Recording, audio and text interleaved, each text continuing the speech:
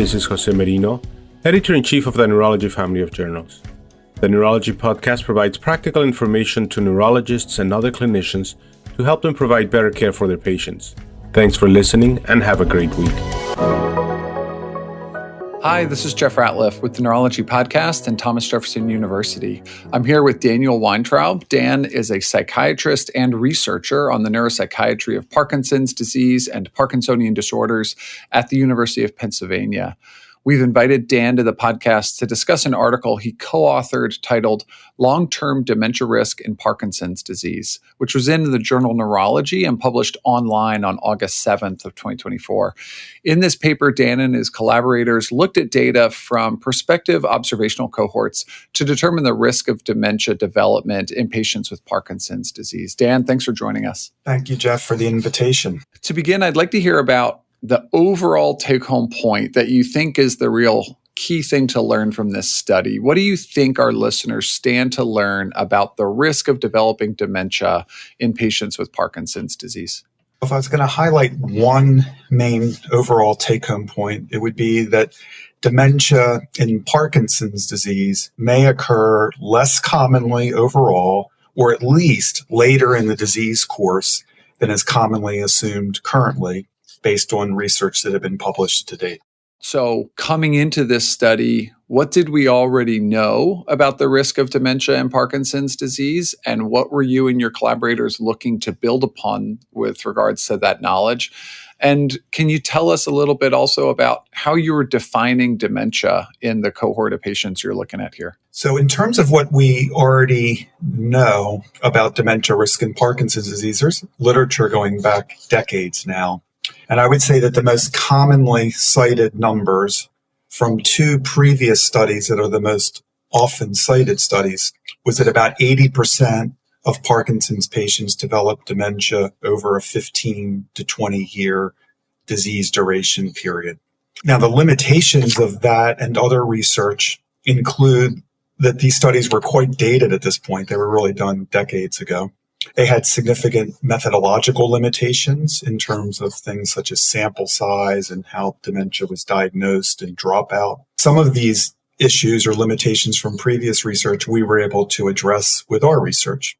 I'd say beyond those two studies, other research studies have reported such widely varying estimates of dementia risk in Parkinson's that it's really hard to draw any conclusions. So what we attempted to do here was to leverage having two relatively large observational cohorts, one called the PPMI cohort, the Parkinson's Progression Markers Initiative study funded by the Michael J. Fox Foundation for Parkinson's Research, and another cohort at my institution. And how these studies differ than previous ones include, for instance, in the Penn cohort, we have a consensus diagnosis process that assigns each participant a diagnosis of normal cognition, mild cognitive impairment, or dementia at every study visit, which is either annually or biannually. So that's different than previous studies. For the PPMI cohort, the same determination of normal cognition, mild cognitive impairment, or dementia is made annually by the site investigator. And we also used as secondary proxies for dementia diagnosis, cutoff scores on the Montreal Cognitive Assessment, or MoCA as it's known, and also the MDS UPDRS Part 1 cognition item. So those were two additional ways that we determined or diagnosed dementia in the PPMI cohort. So in talking a little bit more about the cohorts, there's two cohorts. There's one from your group at Penn, and then there's the PPMI large prospective cohort data that you're looking at. And some of the ways that cognition is determined in those cohorts is a little bit different in between the two groups.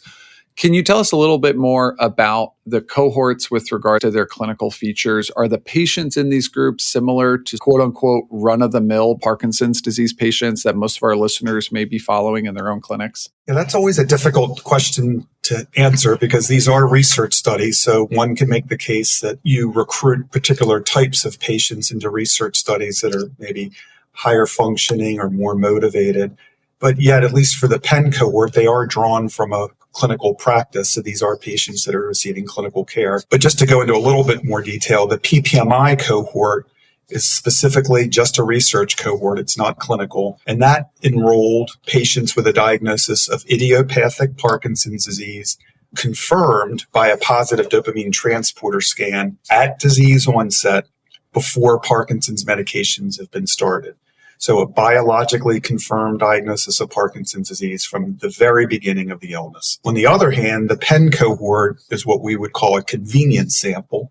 These are enrolling patients from a large Parkinson's clinical center who are open or interested in enrolling in a longitudinal observational study with a focus on cognition.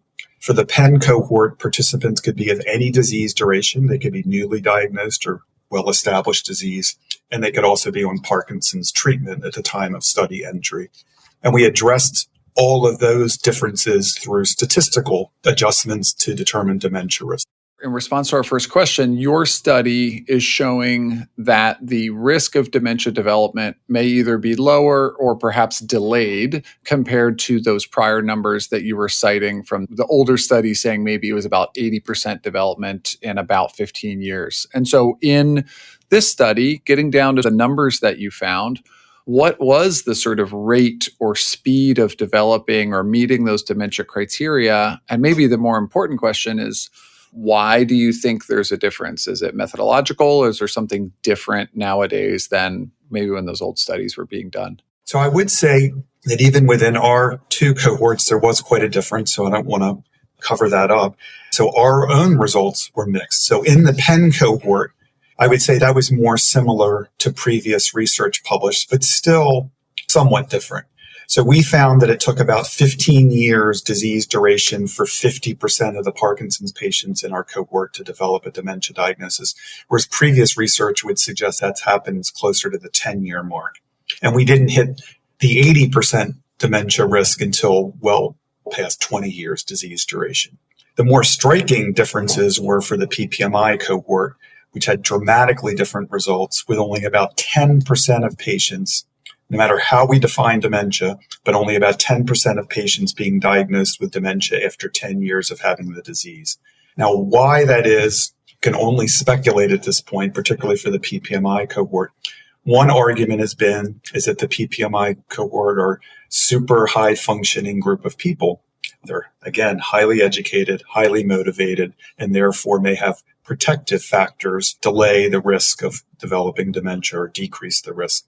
That being said, it's still a cohort of close to 400 Parkinson's patients that are receiving clinical care. So it's hard to necessarily say how atypical they are, and we don't really have clear evidence that they're so atypical compared with other Parkinson's patients. I guess the only other point I would make is that there is some evidence worldwide and across all neurodegenerative diseases that the dementia risk rate is going down compared with decades ago. Since the PPMI cohort is a relatively recent cohort compared with other published research, maybe it's reflecting changes at more of a societal level that we probably don't understand. Or there are other factors that have led to a decrease in dementia rates around the world in recent years.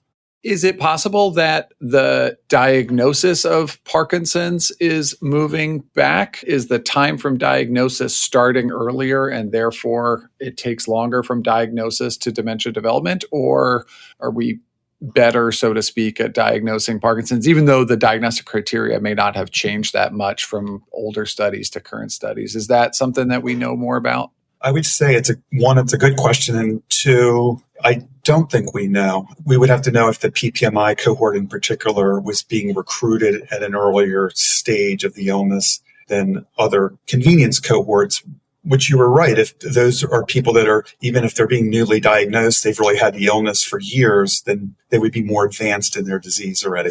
I would say that the average mean age or average age of PPMI participants was in the low 60s, which is pretty consistent with the average time of onset for Parkinson's disease in general. So I don't know that it's that atypical a cohort. It's not like they were all in their 50s or young onset Parkinson's. I think that's a good point. And I think it's helpful to go back and touch on exactly what you said, that in other studies of neurodegenerative diseases, there might be some sort of delays in dementia development that we're seeing in other populations as well. Perhaps acknowledging that in the PEN cohort and the PPMI cohort, the numbers were a little different, but it sounds like we're gaining some more knowledge about the risk development or the dementia risk development in Parkinson's disease. In this study, you did identify some clinical factors that we should perhaps consider as red flags or maybe more yellow flags of warning of increased risk. Are there features in the patients with Parkinson's in these cohorts that maybe were associated with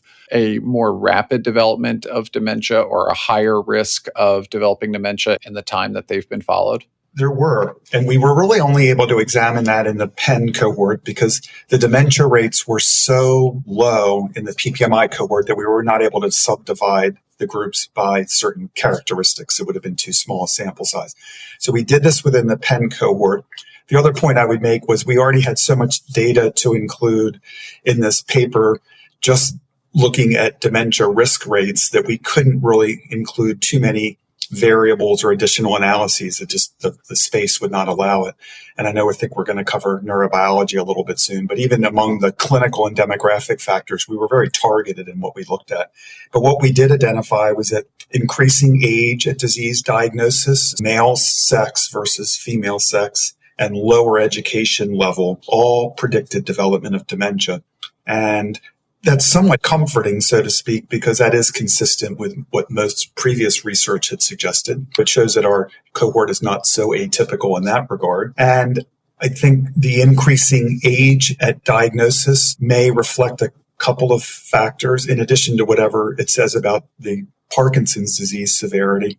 It's also the older you get, the more likely you are to have comorbid conditions that may also increase the risk for dementia. That would include vascular risk factors or Alzheimer's disease co-pathology. So that may relate to the increasing age. Male sex, we don't really understand so well why that is. We know that there's a male sex predominance for Parkinson's in general, but in terms of dementia risk, the literature is a little bit inconsistent. And what's really interesting is that's the opposite of the risk for Alzheimer's disease. Females are at increased risk for Alzheimer's disease compared with males, but yet within Parkinson's, it appears that it's the males that are at increased risk for dementia. And then finally, lower education level has consistently been shown across neurodegenerative diseases to increase the risk for dementia. So biomarkers were not a major component of this paper, but I did want to touch on it a little bit as it's been such a hot topic in the Parkinson's literature. And whether we're talking about cerebrospinal fluid biomarkers with synuclein seed amplification assays or skin biopsies for phosphorylated alpha-synuclein, we know that there's a lot of work going on about biomarkers and what they can teach us about Parkinson's biology. And so do we have any knowledge whether there is research showing that any of these or maybe other biological biomarkers could help inform us about dementia risk in patients with Parkinson's? You're right, Jeff, that it's a really exciting and rapidly evolving time in the field, particularly around the synuclein or neuronal synuclein seed amplification assay, whether it's through CF skin or potentially even blood. And the PPMI study in particular is intimately involved in that research.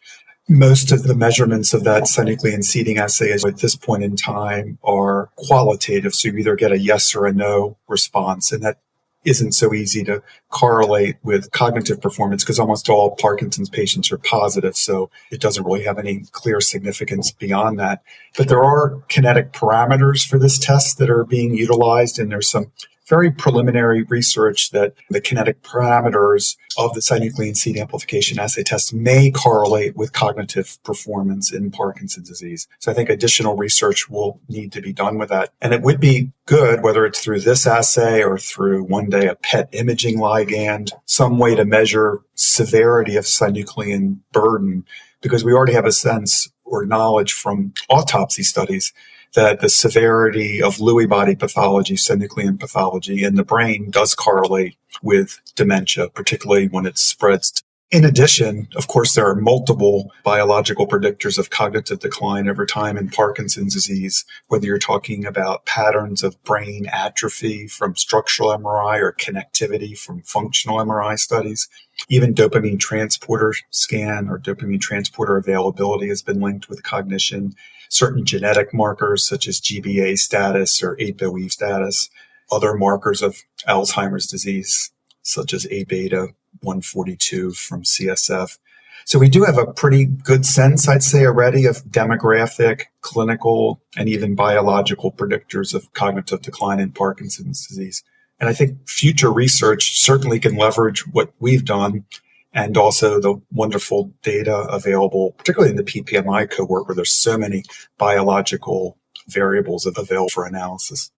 There's a lot we can look at, and I had your colleague Andrew Sidoroff on this podcast not long ago talking about some of that seed amplification data from PPMI, and I know there's a lot more work to be done there. And as you said, maybe this is something for future podcasts and future research discoveries. To wrap us up, I'd love to zoom out and hear about any changes in your clinical approach. And I know that you're a psychiatrist and your specialty is in neuropsychiatry of Parkinson's disease. And so the patients are probably different than our neurologists taking care of patients with Parkinson's. But given what you learned in this study, what recommendations or advice do you have to help neurologists speak to patients and families about dementia risk in PD? I know that in my visits where I'm making that initial diagnosis of Parkinson's disease, patients and families will very frequently bring up either a apprehension about developing dementia or just want to know more about, am I going to develop dementia? And so how do you think we can better counsel our patients and their families on dementia risk and cognitive impairment in Parkinson's, given what you and your colleagues learned here? I think that's an important part of also a shift in the field around the synuclein seeding assay that we've talked about, but redefining the disease from a biological standpoint and as early as possible is one component of that. But the other component is, at least from a recent proposal, to put together a staging system for Parkinson's disease. That staging system not only includes motor symptoms, but also includes parallel tracks for non-motor symptoms and for cognition. So I think the field is really evolving and has already to some extent to appreciating that Parkinson's is so much more than a motor disorder. So I personally think that all non-motor symptoms, including cognition, but also psychiatric in my area, should be a part of the conversation about clinical symptoms and clinical course from the time of disease diagnosis. I don't necessarily mean or think that the long-term risk of dementia has to be a part of the conversation early in the disease course. But I think conversations more broadly about cognition should be a part of the conversation. I think it's already on people's minds anyway, so you're only acknowledging something they're probably worried about. In addition, I think screening of cognitive abilities should occur routinely, including annually, really. Now, that does take time and resources to do that, but you can make the case that somebody should have a cognitive screening test done every year from the time of disease diagnosis onward. I think patients should be encouraged to engage in certain activities such as cognitive and physical exercise, even if we have limited evidence that it may have a long-term impact. It potentially could, and it's something that's probably enjoyable and helps patients feel somewhat more in control of their situation. I think they should be encouraged to avoid harmful medications, such as those with significant anticholinergic properties that may impair cognition, either in the short or long term. And then finally, keeping an eye on comorbid conditions that are also associated with cognitive impairment that are not uncommon in Parkinson's patients. So you would be aware, of course, of things such as, orthostatic hypotension, obstructive sleep apnea. There's many other conditions that commonly co-occur in Parkinson's that are also associated with cognitive changes. I'm hearing your take-home point that we have to continually think of Parkinson's very holistically, and having this is a motor disease blinders on is not doing anybody any favors. And we got to think about not only the more typical and common non-motor manifestations of Parkinson's, but as you said, even other associated risk factors, be they sleep apnea or other things like that. Thanks, Dan. For our listeners, I've been speaking with Daniel Weintraub from the University of Pennsylvania and the Philadelphia VA, discussing his paper in neurology titled Long-Term Dementia Risk in Parkinson's Disease. Check it out in Neurology. And thank you again, Dan, for joining us today. You're welcome, Jeff. This is Stacey Clardy, your podcast editor. If you've enjoyed the podcast, please take a few moments to subscribe, rate, and review the Neurology podcast through Apple Podcasts, Google Podcasts, Spotify, or wherever you listen. And remember, you can always head to neurology.org/podcast for our full list of past episodes, or you can also search by keyword in your podcast app for any neurology-specific topics you want to learn about.